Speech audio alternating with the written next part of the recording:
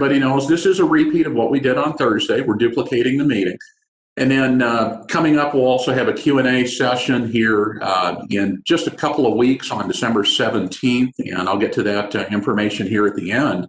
But I really just want to take a moment to thank everybody.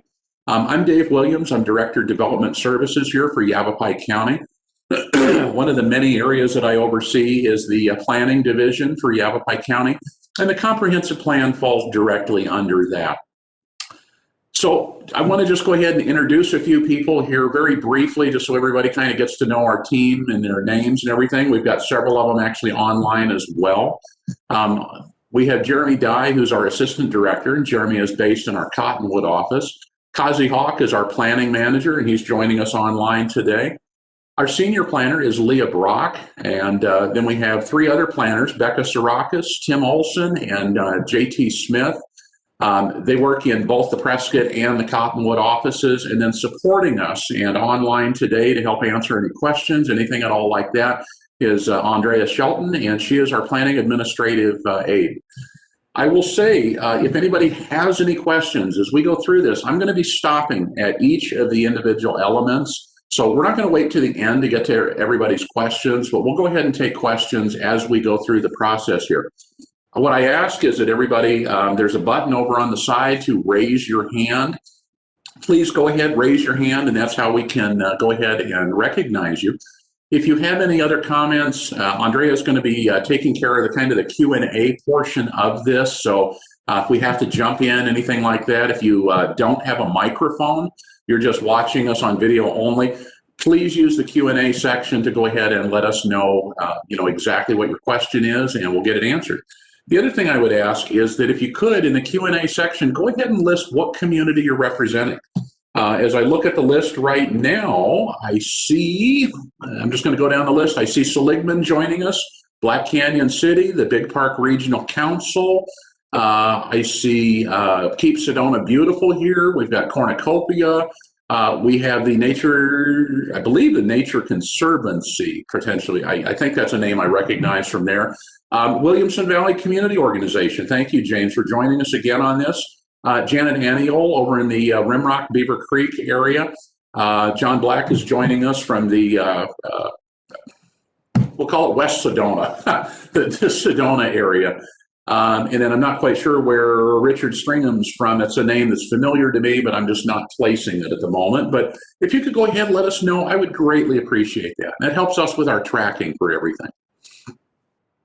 So moving forward, I'm going to do just a very quick Cliff Notes overview of where we're at today. So the comprehensive plan, as many of you may know, is required by state statute. And a comprehensive plan is identical to a general plan in a city, with the exception of general plans are voter approved. The voters ratify what the individual town councils do. Comprehensive plans are approved by the Board of Supervisors. Now, they both go through very similar vetting processes. It's just what that final approval looks like. And the comprehensive plan must be approved every 10 years. Comprehensive and general plans came out of the Growing Smarter Acts in the 1980s and 1990s, and it really is geared towards growing smarter, proper planning. Up until that point, Arizona didn't really have any planning on this level. So it helps provide a good overall context for land planning and transportation planning in critical areas that did not exist prior to the 1980s. These projects involve significant community outreach. This is something that everybody has probably heard me say in meetings. We don't plan in a vacuum. We encourage citizen participation in Yavapai County. And this is going to have a, kind of that next bullet point here. This is a living, breathing process. So as we start today, I'll be very honest, we have no idea where we're going to end up in 2 years. That's going to be driven by the communities. And that's an important point here, is that we have to get the communities engaged. So all of your individual communities, the groups that you represent, we want that engagement. We want people coming to the table, letting us know what their thoughts are. That's a theme you're going to hear is a very common theme throughout today's meeting completely. So please, get your teams involved, get your communities involved, and let's see where this really takes us. Now, The comprehensive plan is the 10,000 foot level, and it covers all of Yavapai County. So we have to find common ground. We have to find what that 10,000 view of the county looks like.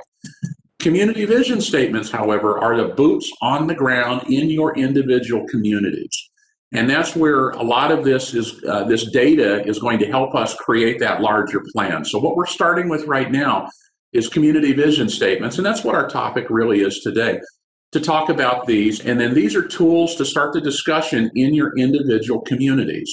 But more importantly, a lot of the details in these community vision statements are what is going to help drive that comprehensive plan. So I really, really encourage everybody to take advantage of these community vision statements and create them in your communities. Now, some stuff that we've had over the last week or couple weeks, we brought forward the citizen participation, public participation plan, which is required by Arizona Revised Statutes 11805, and the Board of Supervisors has approved that outreach. Now, we're in the height of COVID, so I don't know today what our outreach is going to look like as we go through the whole process. I'm genuinely hoping we're going to have opportunities that COVID will be much better. We'll be able to start meeting in small groups and communities and have a direct conversation in those communities and be able to help support your needs as you go through these planning processes. But right now, I think we're going to be doing a lot of things virtually. Now, so that's the public participation plan. We also brought forward the framework for a comprehensive plan advisory committee. And the comprehensive plan advisory committee is formed of 10 people. The appointments will be made in January, so the new Board of Supervisors will be making those appointments. And the framework we put forward is to have 2 elected Board of Supervisors members, 2 members from the Planning and Zoning Commission, 1 member at large, and that member at large can be from a community organization that has significant interest in the success of the comprehensive plan. Now, I've named a few organizations with that, but the board will consider what organizations those appointments should be made from. But I've named several, such as SIMPO, which is the Central Yavapai Municipal Planning Organization. NACOG is another one. Verde Valley Regional Economic Development would be one. Forest Service, BLM, those type of entities. But more importantly, the committee is also made up of 5 additional members so that we have 1 member at large from the community, from each of the supervisory districts to be appointed in that. And what we wanted to have is we wanted to have a good, solid representation across the entire county. This is a planning effort that is all of Yavapai County. So we want to hear from Wickenburg. We want to hear from Seligman, the village of Oak Creek, and Black Canyon City. Having that engagement across the entire county is critical to this success. Now, we're going to talk about this, but what we're recommending right now and the board supports is a very simple 10 or so page introduction with 1 page for each of the elements, about 10 page on the document. I want to emphasize this is a living, breathing document. We'll get to some stuff here towards the end, but we're not looking for graphics. We're not looking for maps. We're not looking for any of that right now. What we want is community feedback. This document will grow over the next couple of years, and I anticipate a lot of extra information will be put in, but I don't want people spending time trying to create pretty graphics right now when what we need most, the county truly needs most, is I need to hear from what the communities are thinking on the different topics we're going to go through today. That is absolutely critical to us.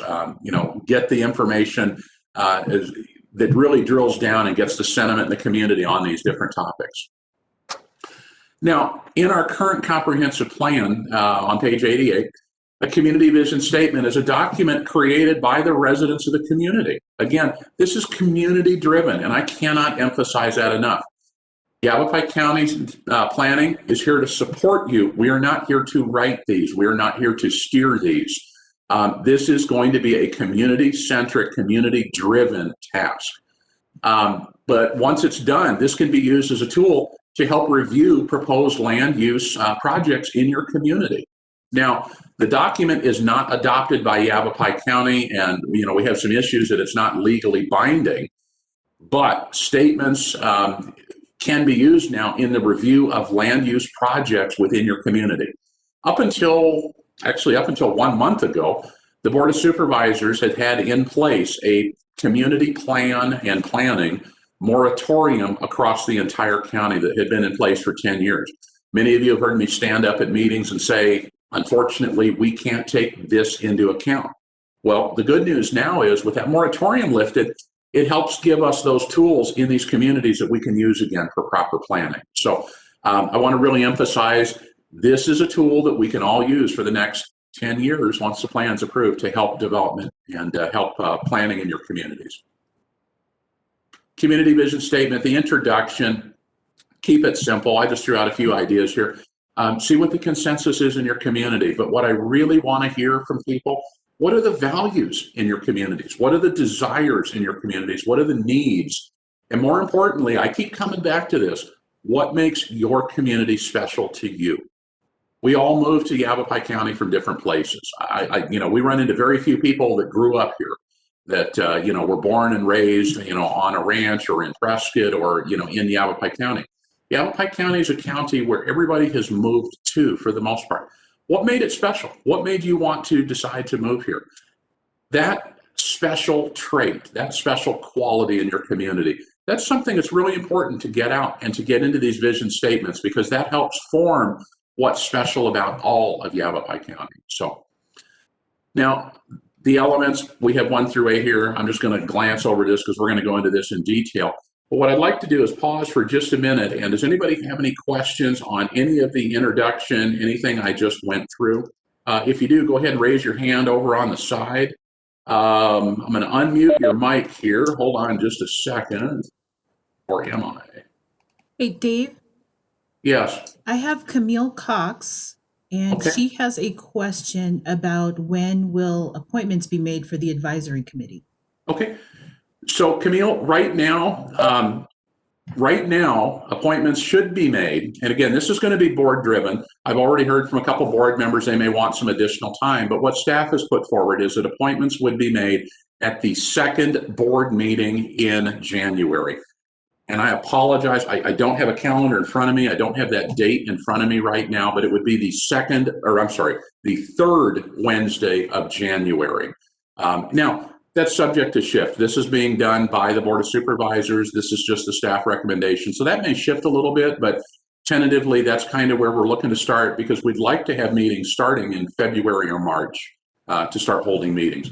Before we even get to the meat of the comprehensive plan and all that, we've got housekeeping we have to do within that individual advisory committee, such as bylaws, election of officers, framework, staff direction, and everything like that. So there's some housekeeping we got to do before we get to the meat of it. So, and then Andrea, let me try here over on this screen here. It looks like we have a Harvey Grady with a question. Yes, can you do me a favor? I am, for whatever reason, my controls are not letting me unmute. Could you go ahead and unmute Mr. Grady? Absolutely. Thank you. Harvey, okay. Your mic's live now. Go ahead. Dave, when you use the word community, are you meaning, what we would call cities and towns and even unincorporated areas where people are grouped together? Yes. Or are you using it also in a regional sense? I am, quite frankly, I'm looking at it on both levels. We have community organizations already out there, such as the Cornville Community Association or the Williamson Valley Community Association. We already have those groups out there that exist. So, those areas are kind of already being addressed by this. But if we have a Verde Valley group that wants to come together and form for this, we would absolutely welcome that. This type of planning project does not have to be geared all the way down to individual communities. If we've got enough people put together that want to speak for larger issues on the entire Verde Valley or the entire Quad Cities area, we would welcome that. One of the groups, I've spoken with a couple people already, and one of the groups that is looking at kind of trying to come together is what I'm kind of passively calling the unincorporated Prescott Valley area, which is the area from the Prescott Country Club kind of going up Fane Road all the way up to Prescott Ridge, Coyote Springs, Antelope Meadows, Paquito Valley, kind of covering that whole north and northeastern section around Prescott Valley. So we've got a lot of interest from some of those other areas. Now, community vision statements, we're going to try to find some commonality among communities. So we can kind of see what, community values are shared between the different areas. As we look towards the future, though, we're going to be bringing in some of those special interests like your group to address some of these other things.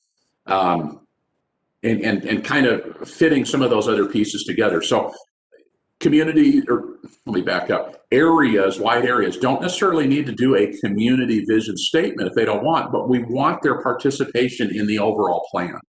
That participation is really critical here. So I kind of went around your question a little bit there, Harvey, but I hope I kind of answered that a little bit. And then Craig, give us just a second here. We're going to go ahead and get your mic unmuted here, Craig Swanson. Okay, Craig, we've got you unmuted. Yeah, I'm on. I noticed in the last comprehensive plan that the Citizens Advisory Committee had 28 members on it. And I understand that you can get too many members on something like that, but it seems to me that just one citizen from each district is insufficient to get the kind of input we need. My question is, for each, if you stay with one citizen per district, could each of those citizens from each of those districts convene their own working groups from within their district to give them input to then roll up to the 10-member committee? Yes, I'm kind of hoping that we will actually have that type of involvement. What we have to be very cautious of is creating additional committees that are going to be subject to Arizona open meeting laws, records retention, and legal issues with that.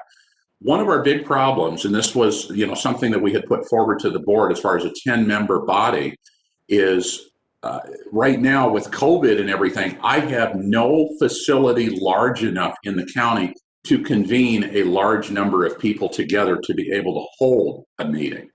And that's one of the big problems that we have right now, is even our planning commission is bifurcated in multiple locations right now, just so that we can try to hold business. So that's with COVID right now, that's one of the problems we're running into, is none of the rooms that we have the capacity to be able to take in large numbers of people and maintain social distancing. So that right now is one of our biggest concerns, but that was what the board had approved, was a 10-member body. Now, the planning commission is a 10-member body as well. So, it's very similar. A lot of the other county boards are very similar in that nature. The last go around, what they had done is they pretty much ran around and grabbed members from every single individual community across the entire county. We're hoping that there may be a better regional approach to this. And that's where I'm hoping maybe some individual meetings in those areas, or at least some coordinating committees in those individual areas, may help to bring that up to the higher level. So, any other questions? And Andre, I don't know if you can lower hands once the questions have been asked or not. Just so when Mr. Grady and the others have other questions, we can go ahead and recognize when they're there. If they just hit that same button again, it'll lower the hand. Okay, fantastic. So, Craig, yep, there we go. Perfect. Okay. So moving in now, our very first element of the comprehensive plan, and this, what I'm going to be quoting here, a lot of this is straight out of state law. And I'm going to qualify that on each individual slide, what state law and what is, our general comments. But for land use element, right out of Arizona revised statutes, that it is planning for land use that designates the proposed general distribution and location and the extent of uses of the land for housing, business, agriculture, recreation, education, public buildings, open space, across the county. Now, this element is one where we need to start thinking about what the needs in the individual communities are. We don't want to just come in with a paintbrush and say, this is going to be commercial, this is going to be, high density apartments. That's not the point here. The point is we have to try to find a balance across the entire county. And how do we best do that? But communities need to recognize that we have to have a variety of land uses in those areas. Growing Smarter 1 and 2, depending upon which version, what year it was, none of those anticipated no growth. No growth is not an answer in the planning world because Arizona is a very heavily property rights driven state. So things have to be identified for those areas. And as part of the land use element, staff will be working on putting together a framework of all of the existing land uses in the communities so that we then have maps to be able to talk in those individual communities about to see about the undeveloped land and what should those areas be designated on a land use map. And it's not a zoning map, but it's saying that this parcel should be developed as commercial up to this level, or this area should be developed as residential up to a maximum cap of this. We've seen several applications come through in recent years, and right now Yavapai County does not have a land use map. One of our problems is we have to process every single application that comes in. By state law, we're obligated to do so, and staff does not take positions on cases. So we have cases such as Spring Creek Ranch is a great example that came in that said, you know, we know we're in a very low intense area. We're in that 0 to 1 dwelling units per acre, but we want 12. The problem with that is without having a proper land use map to back it up, that application has to go forward. There's no stopping to say, you know, the community voted on this, the board voted on this, and they feel that 2 dwelling units per acre is appropriate. There is no hard stopgap ceiling in place that allows us to say no before they even become applications. And that's an important thing in planning. Now with that though, if somebody wants to exceed that, then there's opportunities to go in and do a major general plan amendment. And the threshold to do a major general plan amendment is much, much higher. And that's what this document, I'm hoping at the end of the day, will be able to give us, because right now we have language in the current plan that says if you exceed the number of, you exceed the density, then it's a major general plan amendment. Without having a density map, that's absolutely unenforceable. I have nothing, as an administrator of these codes, I have nothing to hang my hat on to say, you're just a little too dense, or, you know, that's a bad application and let's rethink it. So when we talk about this, we need to really focus on what the proposed land uses in the community should be, because that's going to help drive a lot of the applications, and quite frankly, I think provide better quality applications when they do come forward. Communities need a variety of uses to be sustainable. The county as a whole, we need areas for employment. We need areas for grocery stores, commercial personal services. We need gas stations, open space. We have to find a balance. At the end of the day, one of the critical things that we will be looking at the very, very end of this is we will be running an analysis on the entire county to say, is the land use plan with the amount of employment, with the amount of commercial, with the amount of residential, is it in focus with the financial needs of the county? Cities do this all the time. I don't know of any county, quite frankly, that has ever taken on that type of an analysis to say we have enough jobs for our future. We have enough commercial to help support things, because if we don't have enough commercial across the whole county, well, the property taxes have to be impacted. We don't have enough jobs. People are driving out of our county for those jobs. So there has to be a balance. And that is the county-wide 10,000-foot view. But as we get into this, one of the things we're going to want to hear is, what do your individual communities need? Do you need grocery stores? You know, we're talking about food deserts and what's available out there. Where is the food? I know in many communities across this county, people will drive an hour and a half to go buy a gallon of milk. And that's not right. We need to be able to find ways to mitigate that and put those services in there. You know, how long do people have to drive for personal services? Gas stations. You know, we've got many areas of the county where people carry spare gas with them all the time because of the distance just to get to a gas station. Do you need more housing? Do we need employers? What about open space and parks? Does your community value more open space? Some communities do, some don't. But what do we need there? These are the questions we're going to want to really, hear from your communities about. Also included in land use element is recreational. But go ahead, Andrea. I'm sorry to interrupt. I have Mr. John Black. He said he has a question. Yes. Go ahead. Is he on audio or just on text? I'm going to unmute him and see if he can. Okay, great. Go ahead, John. Okay, can you hear me? Yes, I can. Okay, I'm sorry. I have something different here. I'm not able to raise my hand. I put this question in back when you were talking about the vision statements. Mm-hmm. And my question was that it's quite possible you'll end up with a dozen or more of these vision statements submitted. You're saying 10 pages per. So let's suppose you have a dozen, that would be 120 pages. Are those going to be simply inserted in as sections within the comprehensive plan? Are they going to be edited and blended, or how do you plan to treat those? They're likely going to be blended in. Likely the vision statements are going to be standalone documents, and that's where the advisory committee is going to come together to try to find commonality, to try to find those traits on the countywide level. But as I sit here in this chair today, I don't know where we're going to end on this project. So it is entirely possible that by the time we get to the end of this, we have an appendix section of the comprehensive plan that very much includes all of these plans. I see.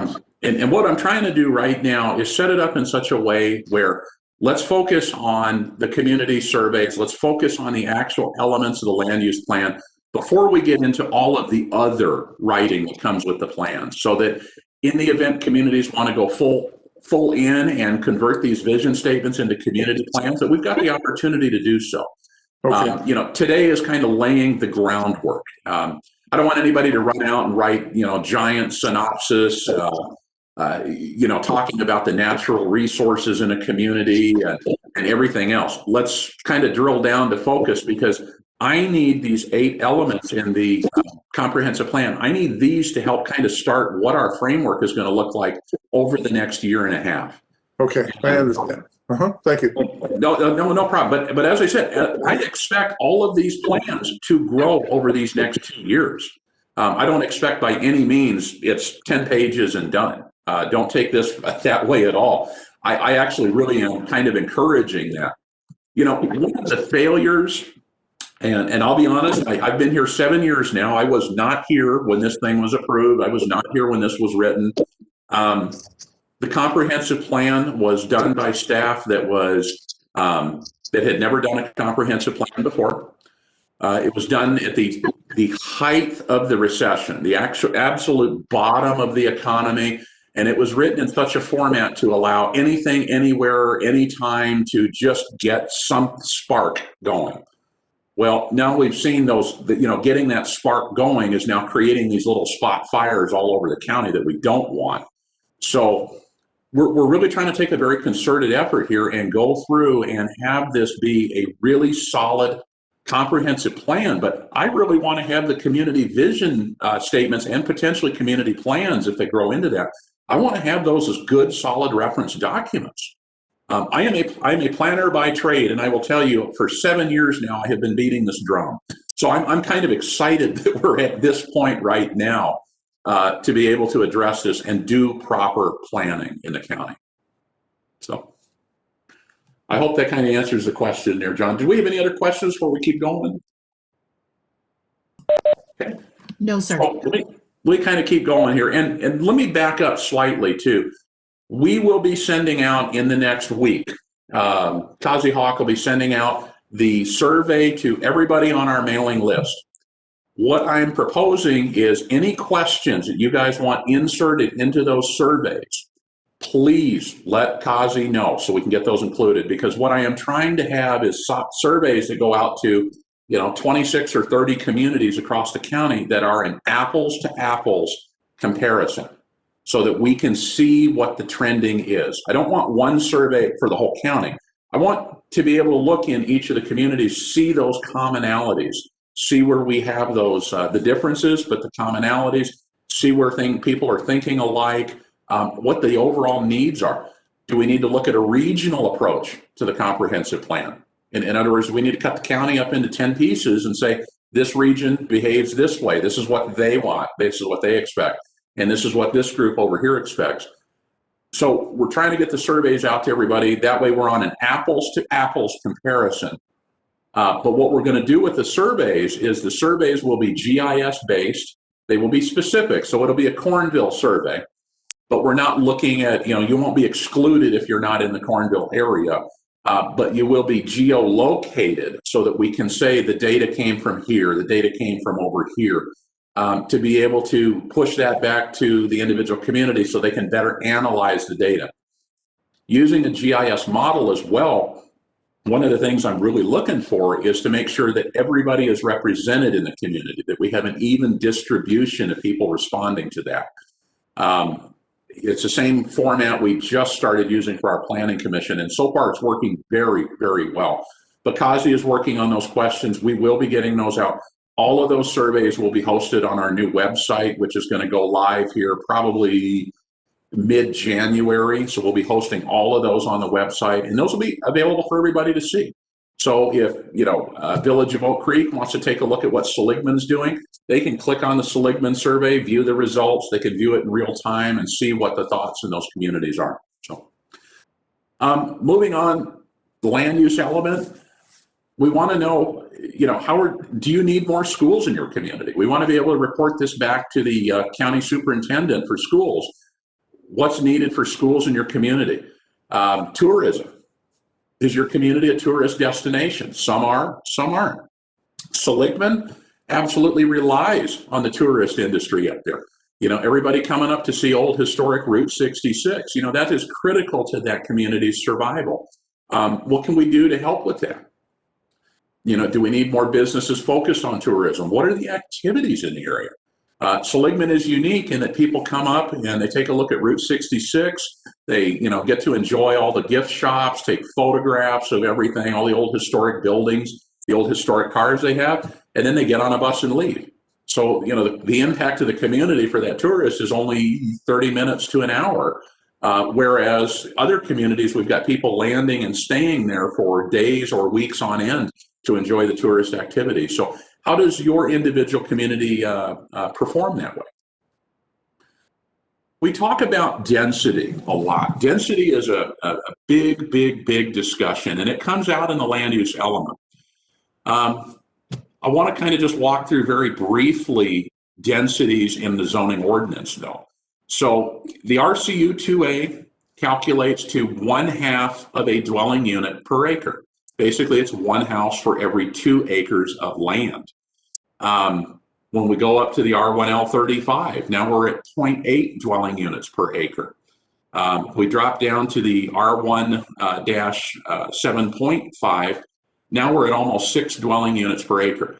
These are the dwelling unit ranges that already exist in the Yavapai County zoning ordinance. But as we look at communities, one of the things, and we're going to be creating these maps for each individual community as far as what the built environment looks like, is we have many communities that go from RCU 2A, the 0.5 dwelling units per acre, to 5.8 in just a very short amount of time.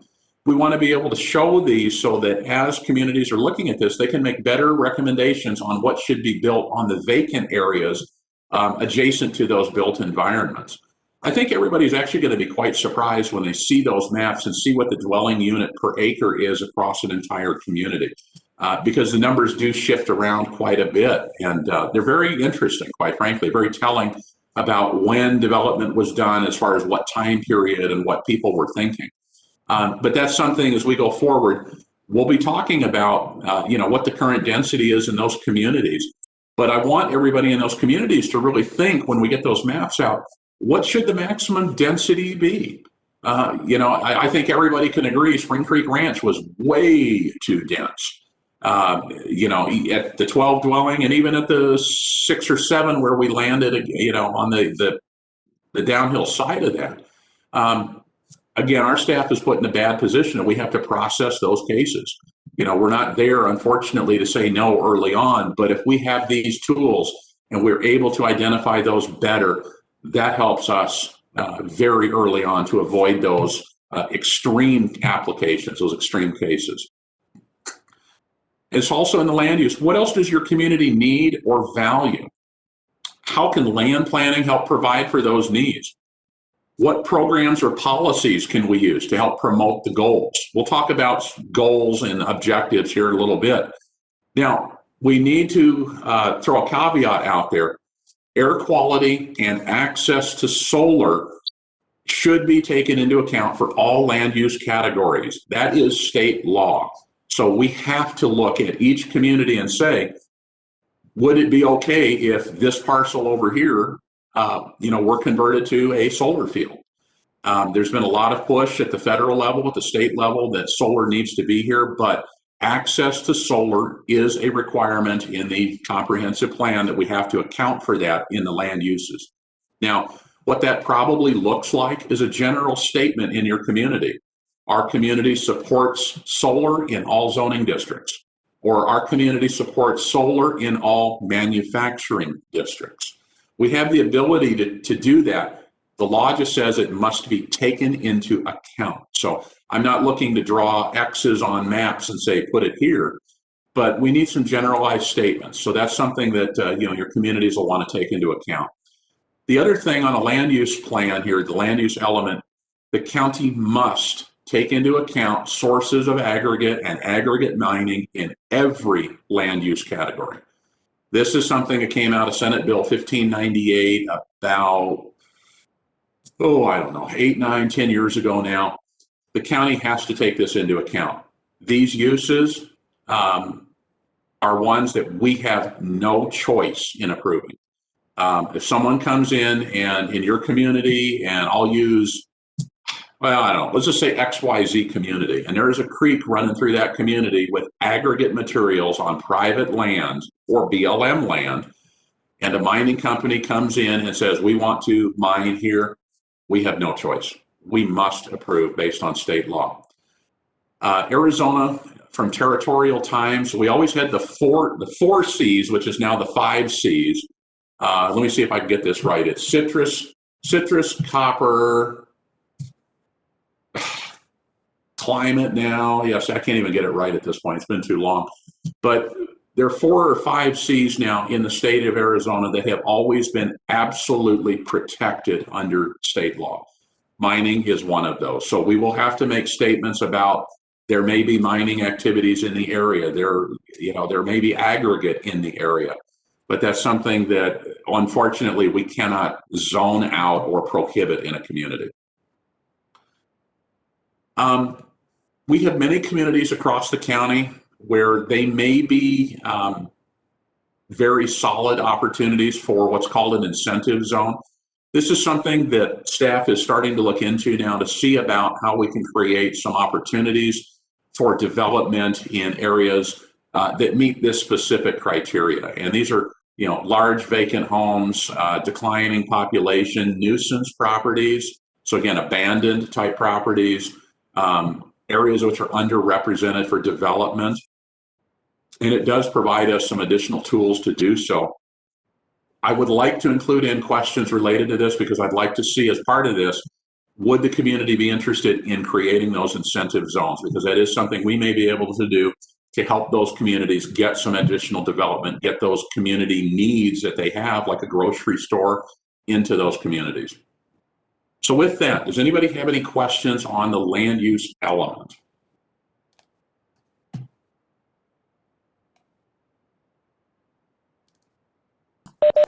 I don't see anybody, David. Okay, great, thank you. So moving on, and these will start moving here a little quicker. So moving on, transportation element. State law says that it is the planning for the circulation consisting of general location and extent of existing and proposed freeways, arterials, and collector streets, bicycle routes, and any other modes of transportation as may be appropriate, correlated with the land use plan. So as we look at areas, we need to start thinking potentially where should some roads go? if your entire community were built out in the next 10 years, which I don't see happening in any community, where should those roads go to provide for that additional growth in areas that did not exist today? So that's something we need to look at. But what I want right now, as part of the community vision statement, is how are your roads actually functioning? You guys live in these communities. You drive these streets every day at different times of the day and night. Is there high traffic? Are there peak issues? If we look at Black Canyon City's traffic compared to the Village of Oak Creek's traffic, it's a totally different experience. We want to see how those communities are functioning. If we have future growth, where should the transportation be planned? What would the recommendations be? Does your community want bike paths, multimodal trails, meaning horse, equestrian, mountain bike? Do you want those trails? Do you need public transportation? These are the questions that we would really appreciate having answered. And then from there, does your community need charging stations for electric vehicles? These are going to be, obviously more than likely on private property versus public property. But right now, I'm only aware of 2 charging stations in the entire county, and that would be the Shell station in Cordes Lakes has the Tesla chargers there. And then we have Tesla chargers in the Village of Oak Creek at the Collective. So what are your needs in your communities? Electric vehicles are coming. I believe it was California governor passed a bill. 10 years from now, you won't be able to buy an internal combustion engine in the state of California. So we all know environmentally the cars are coming and they're going to be in these environments. How do we best provide for that? What are the options? What are the recommendations for that? Does anybody have any questions on transportation? And I want to add in here briefly, we have several transportation plans that already exist in the county that have been recently updated.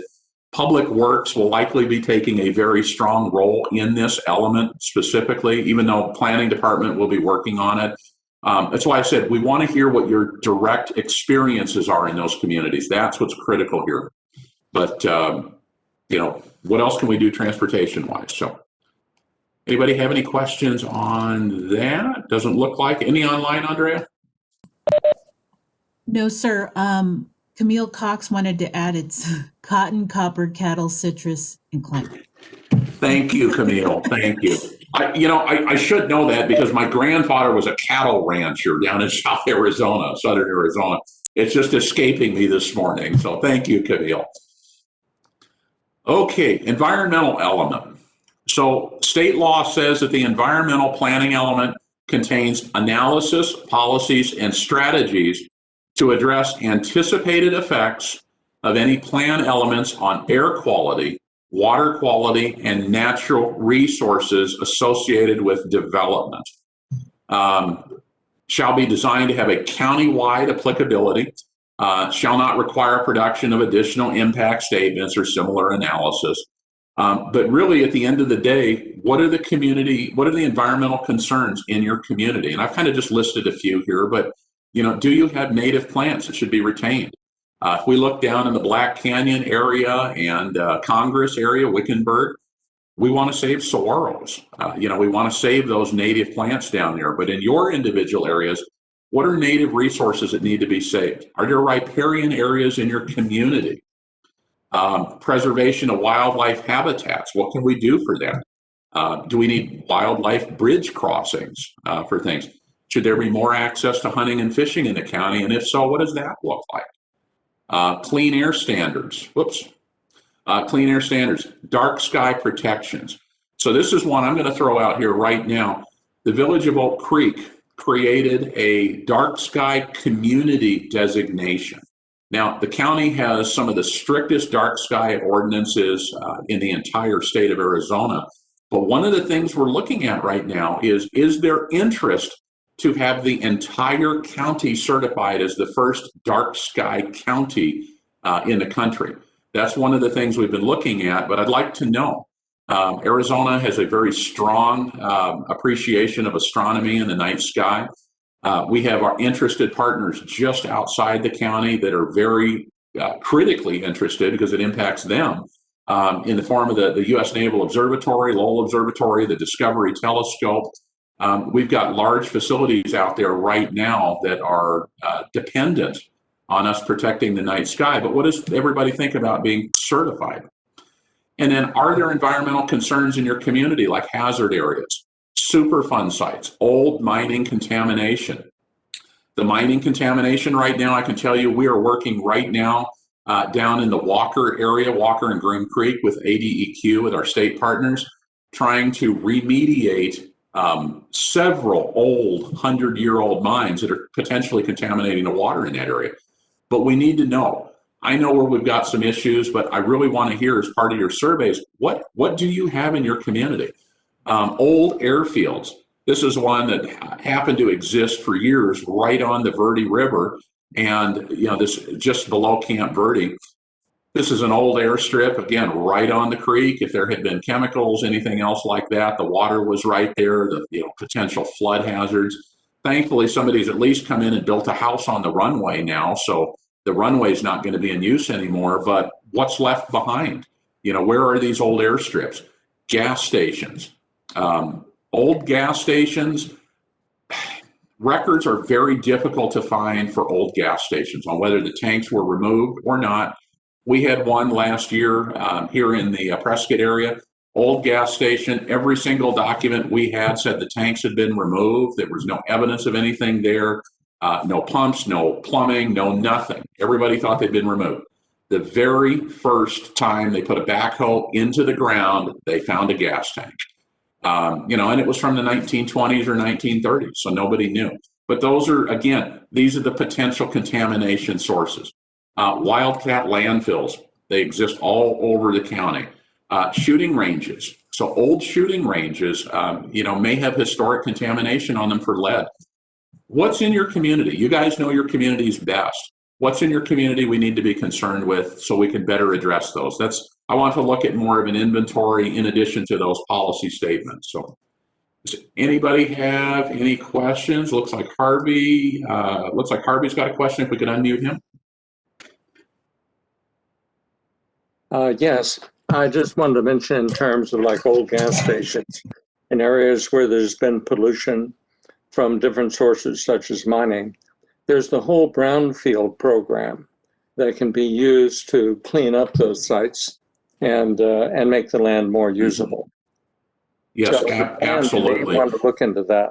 No, I appreciate that, Harvey. We're familiar with those brownfield grants for mitigation. Right now, the problem is, where are they? That's what we need to know in the community. So if the communities could let us know, that gives us the tools to then start moving forward and looking at that. I will say our state partners at ADEQ have been wonderful working to try to remediate some of these things here across the county. So any other questions? Looks like that's it. Water resources. So water resources, water planning in Arizona is about the most complex legal doctrines, state law, court rulings, everything else that you could ever want to wade into. What we're looking for this is we're likely going to recommend to the Board of Supervisors that we bring in an expert to address the water resources element in the county. But what we really want to know about, and I started off here to say we're all concerned about water. Water is one of those things we can't have a lot of impact on from a policy point of view. But what I really want to hear in the community surveys is, what is your water quality? Is there lack of water in your community? In other words, are wells going dry? These are things we need to know. Does your community lack infrastructure to deliver the water? We have several communities that were built in the 60s before regulation, and right now, I can tell you the pipes aren't big enough. The demand is too great during the summer months. The pipes aren't big enough. It's not a lack of water. It's a lack of ability to transmit the water. And then the last thing here is we'd really like to hear from everybody about what the community's thoughts are on rainwater harvesting. This has been a topic that has been of great interest in the last several years at the county level. I really would like to explore this because I'd like to see if we've got enough interest to see about creating some programs, to go chase some grants to help provide the equipment to do things to help support rainwater harvesting in our own individual backyards. What can we do here? And as I say, this element, we're likely going to address this at a larger level with experts as part of this project. This is one, as I said, I can go find any hydrologist to tell us how much water is in the Big Chino. And I will have one hydrologist that will tell us 300 to 400 years of water is in the Big Chino. And then I'll go hire another one, and that hydrologist will say we have 30 to 40 years. There is so much ambiguity in this when it comes to those types of things. We really do need to bring in experts to address that. Now, with that said, we want to also involve some of our local resources because we do have some water groups that are very interested in this. So we will be looking to bring those in. But the questions we really want to have answered is that water quality, the lack of water. Is everybody able to sustain themselves in their neighborhoods? The sustainability of water right now in their own local levels is what we really want to hear about. Any questions on water? No, I don't see any. Okay, great. Okay, open space element. State law says that we need to plan for open space acquisition and preservation, and the open space shall include an inventory of open space areas, an analysis of the forecasted needs of a community. So is there a desire to have more open space? And then policies and implementations designed to promote a regional system of integrated open space. One of the things I'm really proud of is we have been involved in trails planning for many, many years. And the trails planning has been very, very active on the Quad City area right now.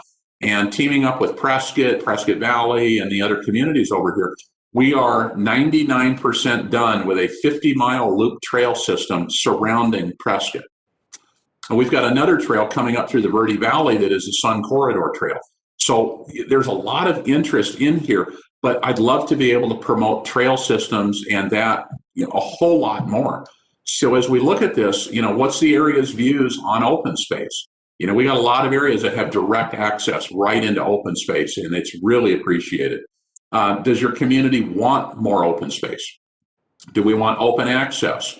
In other words, when we talk open access, if we have a subdivision that comes in, and that subdivision has, because of the open space requirements, they have 25% of their land area protected as open space forever.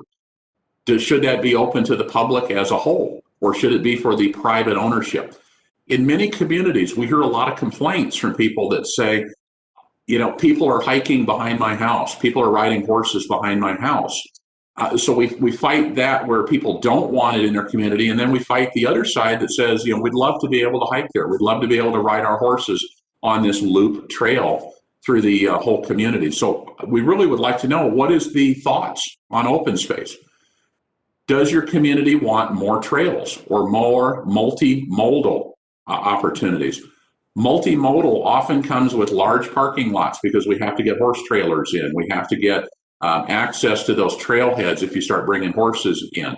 So, what does the communities want about that? I mean, would they welcome a large parking lot to have equestrian access in certain areas?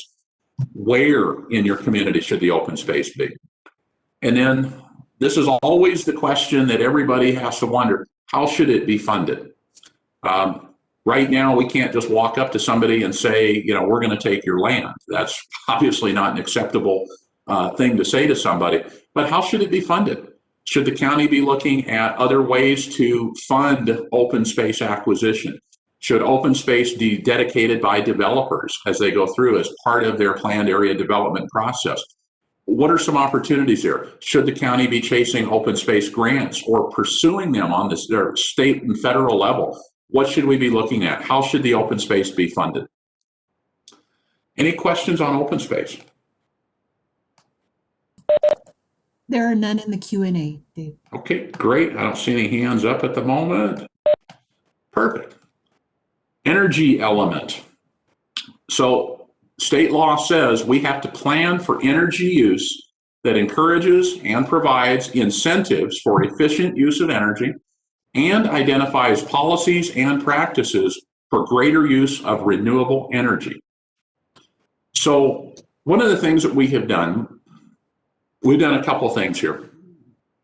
The building code specifies far greater energy efficiency in homes. We updated the 2018 building code just last year. Now, one of the things we did not do is we did not adopt the 2018 energy code. The 2018 energy code is such that it seals homes so completely that if people are not using an environmental fan system to circulate air mechanically through the home, or the filters start getting plugged up, they're not maintaining them properly, what we see is the creation of a sick home syndrome, where the home itself starts stagnating air, it starts building up mold and everything in the house. So the county did not roll up to that. We did not want to make homes that were going to start making people sick. So we're still on that 2006 building code for energy, but we'd like to see, are there some opportunities that maybe we want to roll in certain aspects of the code without getting to, the sick home? So what would everybody think about those? Should we encourage those sustainable designs a little bit more in kind of a piecemeal code set, or should we stay where we are? Does your community want more renewable energy? And by renewable energy, is that going to be solar? Is that going to be wind turbines? Do we want to have 100-foot tall turbines, spinning 60-foot blades to generate energy because your area happens to have nice, continuous, constant wind? What about water turbines? Would the community be supportive of that? We've had an application, and it's at the federal level right now. The county may not have any ability to even say no to it, but they proposed building 2 lakes at different elevations so that they would pump water through turbines to generate power to transmit to the grid. And then at night, when the energy prices were low, they would then pump the water back up to the upper lake to then let it fall down the next day to provide for that peak demand. Our community is interested in that. Do we want more residentially scaled solar? Electric vehicle chargers in homes. One of the things we did do in our building code is we require additional outlets right now in garages in front of cars. So each bay in a garage now is required to have an electrical outlet in the wall at an appropriate height to be able to address an electric vehicle, so that at least 110 volt charging is already essentially included in homes. But what about battery storage? We need to start looking at this, because this is kind of the wave of the future. Tesla with their energy wall, and several other companies are looking at this. Should we be looking at, pursuing these types of codes to allow these and work with these more? What is the overall thought in communities when it comes to these types of things? Any questions on the energy element? And this, by no means, we've got a lot of people here in the room that are very energy interested about renewable energy and doing things in a very sustainable way. If you've got extra questions that we want to add in to talk about specific technologies, anything else like that, please forward those to Kazi when we send out the survey list. I really would like to know, what other options we have. So, any questions? I do not see anybody. See any right now? So the cost of development element. This element goes through, state law says that it identifies the policies and the strategies that the county will use to require development to pay its fair share towards the cost of additional public facility needs. So what we're looking for here is policies as far as what would the community want for cost of development. Should we be requiring half-street improvements? Should we be requiring increase or building signalized intersections? What should we be looking at on that front? What should we be including in here to help address that? Or should they be paid out of taxes more? What should we do to help balance that out? What policies should we have for developers to pay for their improvements? When development occurs, what additional public facility needs are needed in your community? Is your library at absolute capacity right now, where we're going to have to look at expanding a library potentially? If so, how do we, look at that? How is your community performing for the county services that are being provided in your community? Do we need an additional sheriff station? Do we need additional fire stations for the fire district? What are those trigger points? Are we getting close to the trigger points? What items or improvements should be paid for the developers? Now, we can't charge impact fees. So we had on every house permit that has been issued up until this week, a $3,400 transportation impact fee. That has been sunsetted as of Tuesday morning. So we can't charge impact fees anymore. So we have to be more cognizant about how we're requesting development costs to be defrayed to other sources. Or is your community willing to pay a little bit more money on the taxes to have these increases in your community? Any questions there? I know comprehensive plan elements in state law is really exciting stuff, unfortunately, but this is the groundwork that our state legislature has left us with. Lastly, we have our growth areas element.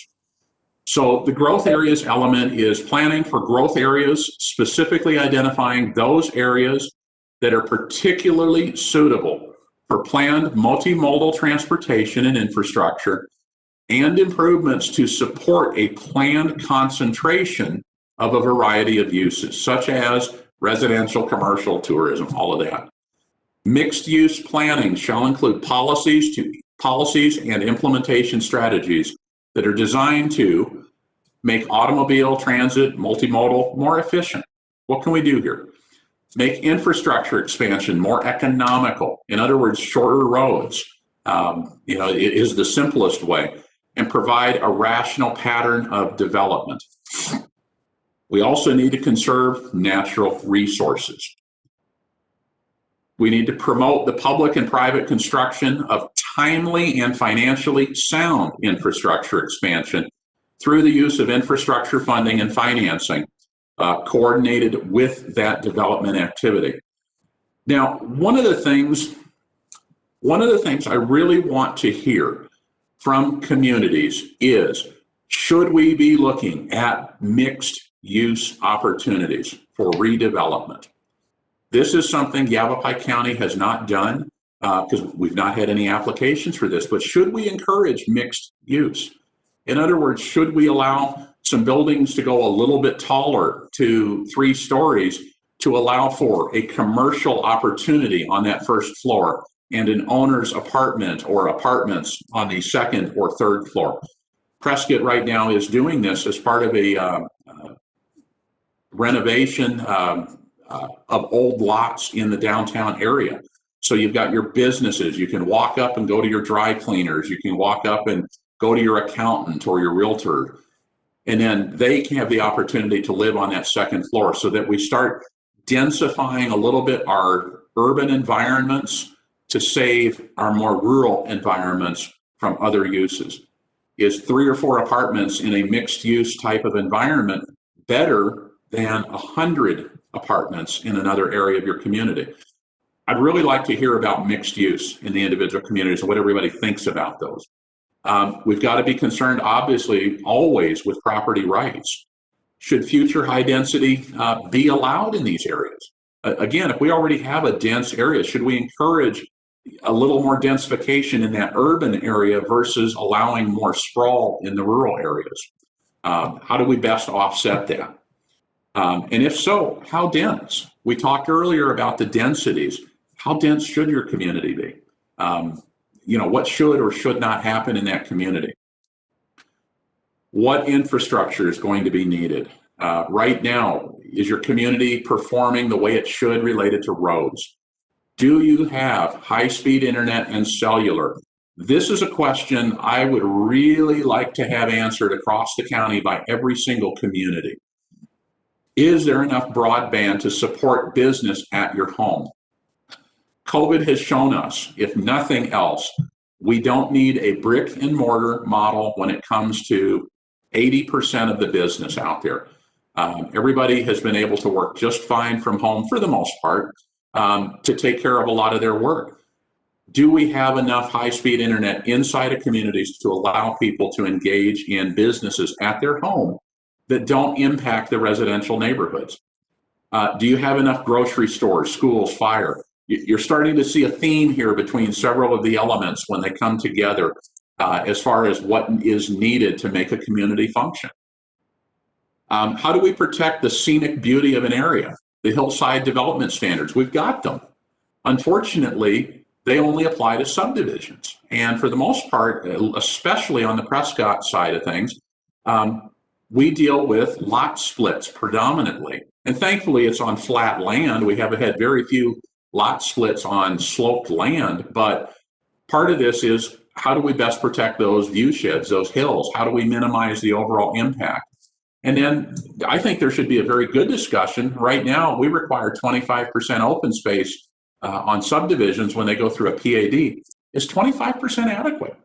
Should we be looking at maybe a little more open space, potentially at the cost of a little more denser lot to kind of offset, do a density transfer, a little more densification, smaller lots, easier to maintain, easier to do, to gain that additional open space in that subdivision?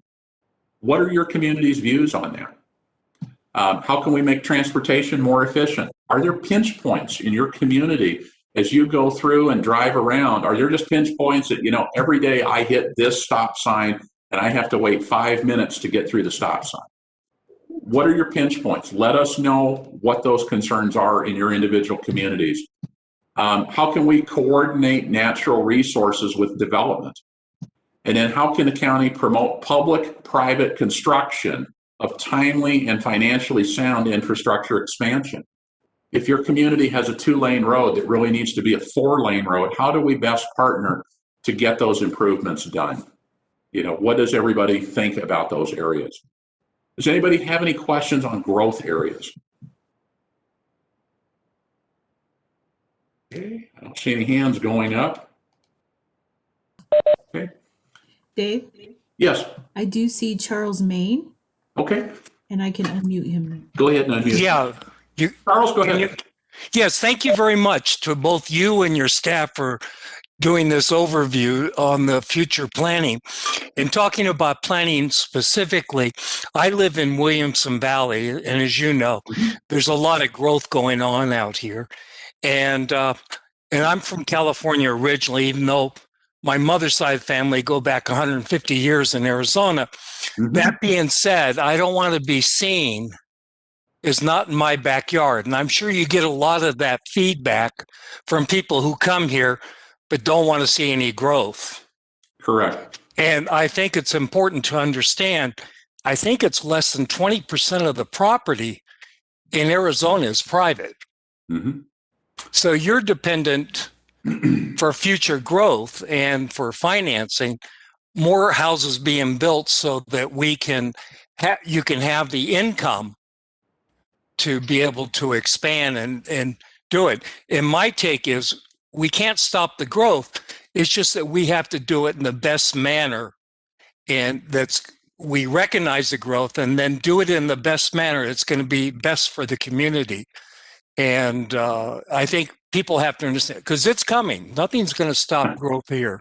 And you know that better probably than anybody. Oh, yes. Oh, yes.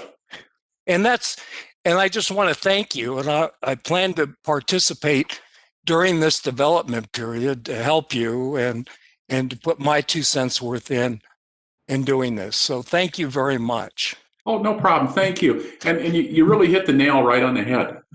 It's not about MB. It's not about not in my backyard.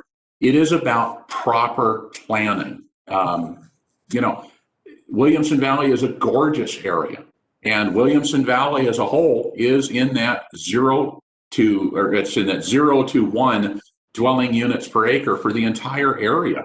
You know, having an apartment complex land on one of the corners is not going to be appropriate in that area. We're going to have a services issue if that gets triggered. And that's where, going in and doing the proper planning and working with the communities and finding what that, we'll call it what that sweet spot is, that's what's really critical here. And when we're trying to plan, the size of New Jersey here, and we're truly what we're trying to do. This is a Herculean effort to get a land use map that covers the entire area of New Jersey. Is going to be a major, major task. But the beauty is Yavapai County, 80% of it is federal, state, or protected lands in some form or another. So we really do have that beautiful, beautiful open space everywhere. And that makes us unique. But Yavapai County is also unique in the fact we have the most land available for private development out of every other county in the state of Arizona. When you look at the big guys at Maricopa and Pima and Pinal County, so much of their land is covered by the cities. We are the exact opposite. Our cities are small. They're compact compared to the size of the county. We're really taking on a monumental task here to plan this. And that's why, we're wanting and encouraging everybody's help, because we can't do this alone. This is going to be a team effort for everybody. Any other questions? Okay, so what we're looking at right now for the vision statement, and I believe in the KISS method, keep it simple. Right now, for each of the elements, we're looking at simple goals and objectives. In this one, maintain compatible land use formations. This is right out of our comprehensive plan right now, by the way. Give us a goal. What does your community think is an appropriate goal for land use or the growth area? Give us what those goals are, and then give us the objectives inside of those goals. Now, I want to make a big point here too. If your community only has an interest in 2 or 3 of these, don't let the rest of the elements stop you. Give us what you can. Let us know. So if you're only interested in land use and water, or land use and transportation, please do that. Let us know. What I don't want to do is I don't want any community to be silent because they think they have to go through and hit each one of these bullet points. That's not what this is about. Any information right now is critical from your community. So please, please, please take that into account. Don't feel you have to do all 8. But if you can, break them down and give us what the goal is, and what an objective is with that goal to help us get there. And then recommendations. So Seligman's recommendations will look different than Black Canyon's because they had different needs.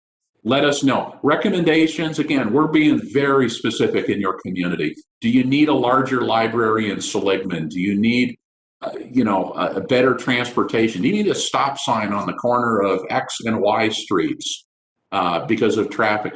Drill it all the way down. Give us those recommendations. So, summary page, summarize the goals and objectives.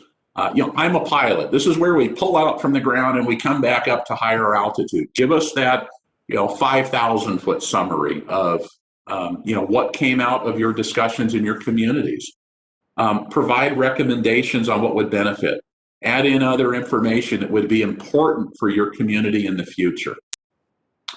The surveys, we're creating the surveys. They will be hosted on our website, which is being created right now. And we have a specific comprehensive plan website being created. I don't know what it's called yet. We're looking right now. We're at about a 5 to 6 week timetable for that website to be up. But when it's up, everything will be there.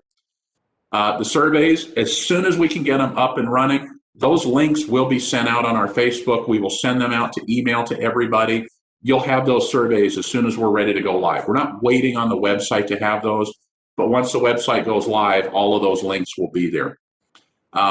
This is intended to be accessible by everybody. So this is not a survey you fill out, you click your button, and you don't see how you voted.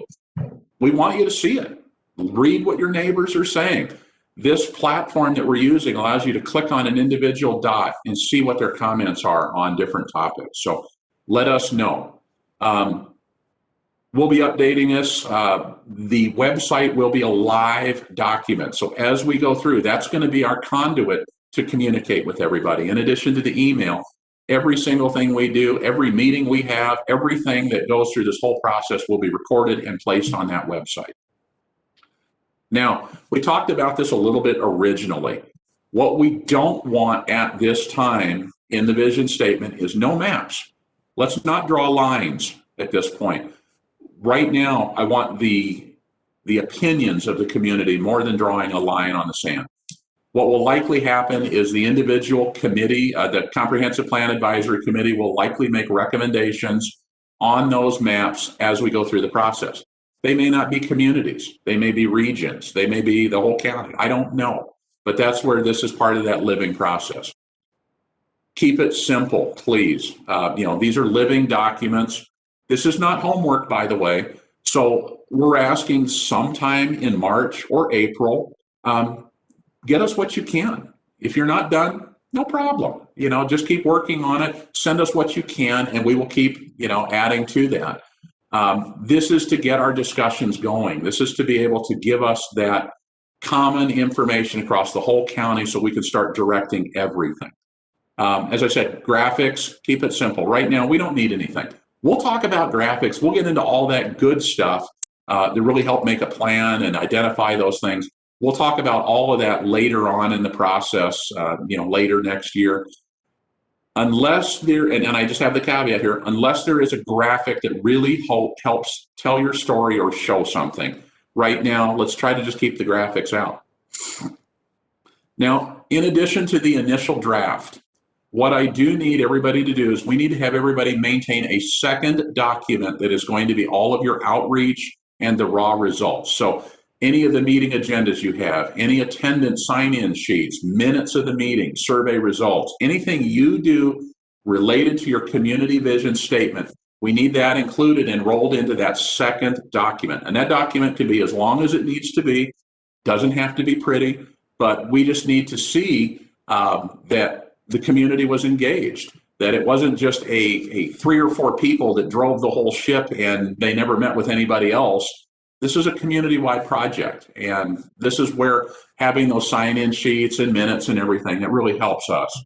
And then as we go forward, all of these things will change and be updated as we go through this process. Moving forward, what we've talked about before is, make sure your contact lists are up to date, start talking to people. Start setting up meetings in your community in late December or in January to get these topics going. If we have to, staff is available to virtual in to any of your meetings, and we're also tentatively available in person, but that is very day-to-day right now based on COVID. We've got to make sure our staff stays protected.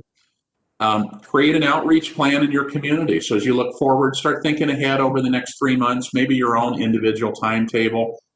And I come back to this all the time. What makes your community special? This is what we want to know.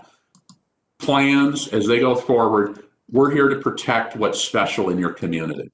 And that is critical. So I want you to keep coming back to this. What makes your community special? It's important. It really is.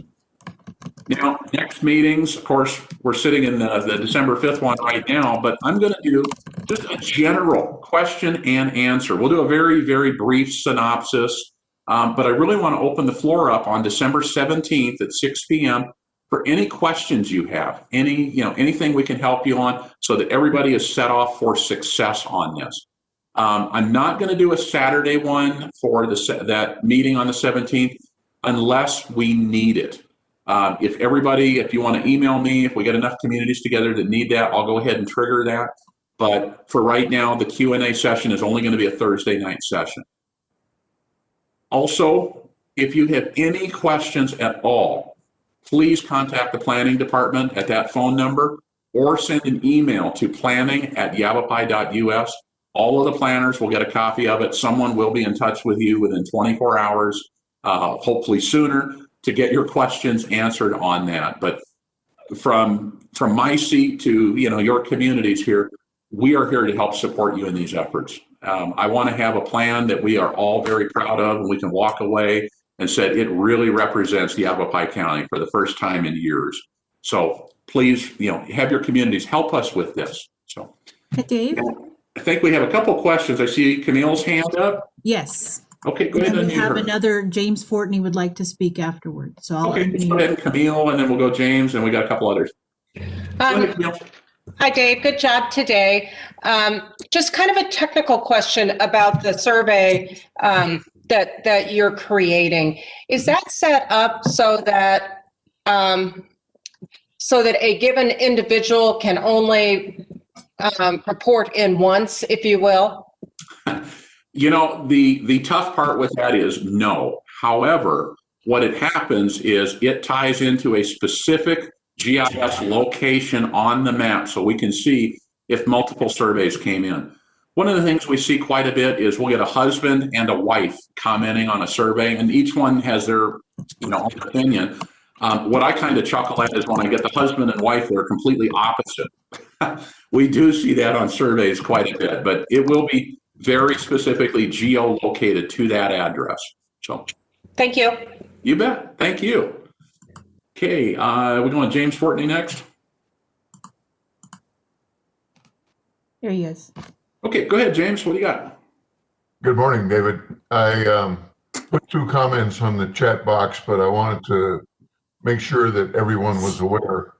The Williamson Valley Community Organization is going to be supporting both an email reflector and Zoom meetings for all the members of the community. And interested citizens should send an email to planning@williamsonvalley.org to make sure that they're on our list. And for those that have not been involved with the community previously, I want to encourage them to go look at the community planning newsletters that are listed at the bottom of the newsletters page on our williamsonvalley.org website. Absolutely. We're trying to get everybody involved, David. Absolutely. And I really, really appreciate that. Williamson Valley is one of our very, very active communities, and we really appreciate that. So again, this is a community effort. So whatever we can do to get this out to the community, please. Every email I send out on this, please send it out to your mailing list. I can't encourage that enough. One of the things we will have on the website is the ability for anybody to just jump on, put their email address, and get included in these lists. So please, whatever we can do to get that communication out, I would love it. And then looks like Charles, bear with us just a sec. Okay, Charles, your mic's unmuted now. Yeah, I will be working with Williamson Valley Community Organization. But with our email here, will you and your staff contact us as well as developments and things coming up as well with our email in the system right here with your conference call? Yes. What we're going to do is all of the emails are being included in our comprehensive plan mailing list. We maintain a separate list that is community centric to those people identified in those communities for planning projects. And then they push that out to the individuals in those communities. But right now, you would be included on our planning or our comprehensive plan list. If you can, go ahead and either send me an email at planning@yavapai.us, or if you want to just go ahead and put it in the comments over on the right there. If you want to put it in the comments, Andrea will get that included into our master list for this as well. And I will throw that out to everybody. Anybody who did not get a direct email from me that got this forwarded to them, please go ahead, throw your email over on the side there and let us know, and we'll be sure that you're included on this going forward. Will you, Go ahead, Dave, sir. will you take the list today from this conference call, or do you want me to contact you separately in the planning email address? Well, let me check with Andrea. Andrea, do we have, because I apologize, I'm newer to WebEx. Do we have a printed list that we can run of all the emails that signed in today? Unfortunately, no, I don't have access to WebEx that way. So, gotcha. So if you did not get this directly emailed from me, it was referred by somebody else, please go ahead and just drop your email address there or send us an email at planning@yavapai.us. We'll get you included on that list. Thank you. Oh, no problem. Thank you. Camille, did you have another question or was your hand just still up? We could unmute her. There we go. Oh, okay. She took her hand down. Very good. Do we have any other questions in the Q&A that I can't see for some reason? No, sir, I don't see anything else in the Q&A box. Awesome. Hello, Dave. Hey, good morning, Kazi. So Good everybody morning, knows sir. this is Kazi Hawk, our planning manager. Go ahead, Kazi. What would you like to add today? Yeah, thank you very much. It's been very, very interesting and very inspiring to see so many of us together for this venture. We have a long and arduous task ahead of us. But what I also want to mention, since we have our planning email out there and the phone number, anybody has any idea anytime, you don't have to wait for specific hours or whenever. Just drop us a line anytime you have any idea, thoughts. We would appreciate any information we get from you.